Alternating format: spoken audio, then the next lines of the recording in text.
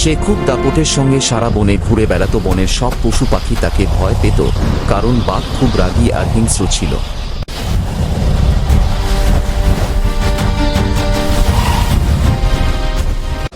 একদিন বাঘ শিকার করতে গিয়ে শিকারীদের পাতা এক খাঁচায় আটকা পড়ে গেল।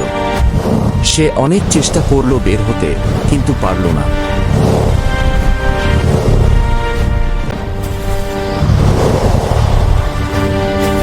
খাঁচার ভেতর বসে বসে তার খুব রাগ আর খুব খিদে পেল। বাঘ খাঁচার ভেতর থেকে চিৎকার করে বলল, এই যে কেউ আছো, একটু দয়া করে খাঁচার দরজাটা খুলে দাও। সামনে দিয়ে যেই যাচ্ছিল বাঘ তাকেই দরজা খুলে দিতে বলছিল, কিন্তু সবাই ভয় পালিয়ে যাচ্ছিল। সবাই ভাবছিল, দরজা খুললেই তো বাঘ বের হয়ে আমাদের খেয়ে ফেলবে। বাঘ বলল, ভয় পেও না, আমি কাউকে খাবো না, আমি কথা দিচ্ছি।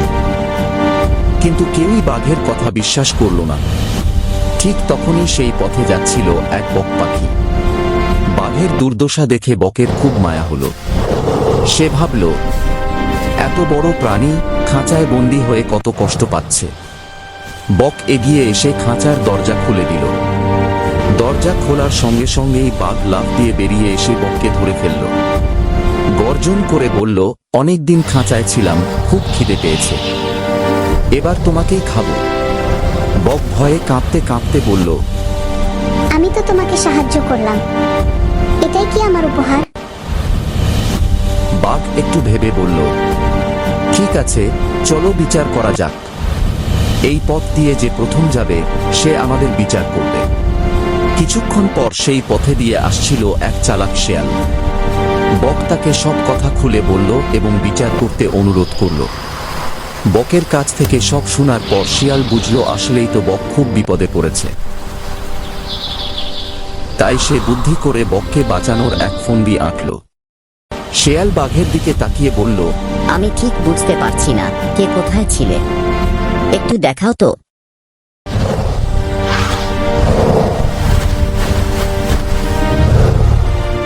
বাঘ গর্ব করে বলল, আমি ছিলাম খাঁচার ভেতরে, ঠিক এইভাবে বলেই সে খাঁচার ভেতরে ঢুকে দাঁড়ালো।